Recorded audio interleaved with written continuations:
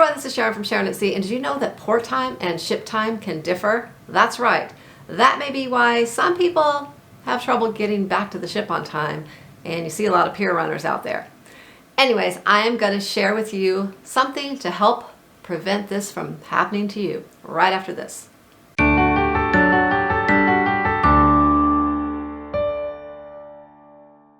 Before we get started, we love sharing all of our tips and knowledge about cruising. Whether you're a new cruiser, a seasoned cruiser, we have something out there for you. So you may want to stop right now, subscribe to our channel if you're not already subscribed, so you don't miss out on any of our tip videos that we're going to be posting over the next several weeks. And we will also be putting them in a playlist, so you'll have them all right at your fingertips when you're ready to set sail. Our channel is all about cruising. We enjoy bringing you all along with us through our vlogs on all of our cruise vacations. We also post cruise reviews, cruise tips, and even cruise news from time to time. So come join the fun. All right, so today's tip is port time versus ship time and making sure you're able to get back to the ship on time. So many people aren't aware that ship time and port time can differ. You know, a lot of people think that whatever time it is on the ship, that they adjust their time to the port. This isn't always the case. Now, there are certain ports where this will happen, but in most cases, it's not the case.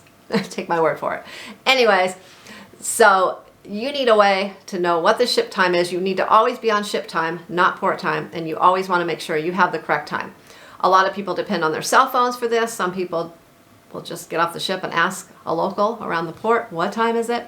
Well, you're going to get the local time from a local person, and they may not be aware that the ship time's different or know what the difference is, whether it's an hour behind, an hour ahead, and you know, you're really taking your chances. And as far as cell phones go, cell phones sometimes will change time with the area you're in, but there are times where they don't always change time.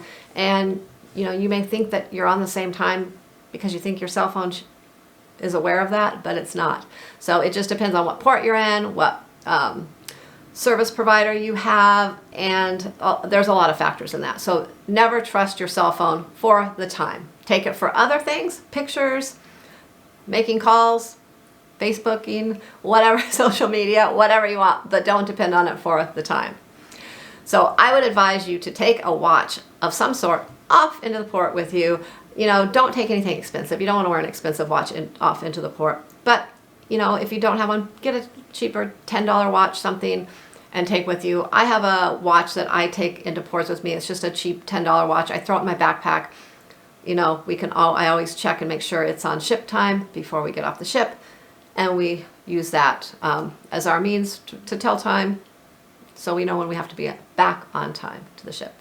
So today's tip is actually just a really quick, simple tip, and that is don't rely on your cell phone or anyone else to tell you what time it is when you're in port. Bring a watch with you. Check it before you get off the ship. Make sure it's on the correct ship time.